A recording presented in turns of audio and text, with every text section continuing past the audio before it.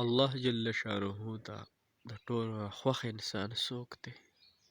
الله جل شانه په خپله فرمایي: ان اکرمکم عند الله اتقاکم. د ټولو نه زیات خوښ انسان ماته هغه څوک دی چې هغه کې چې تقوا وي. الله جل شانه دې موږ کې تقوا پیدا کړي. تقوا ډېر ښه څیز دی.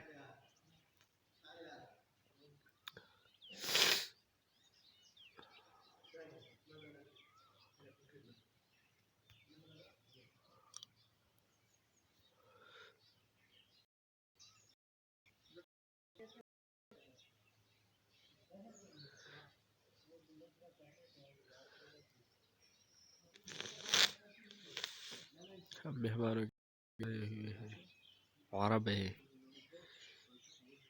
तश्कील में तरह मस्जिद है।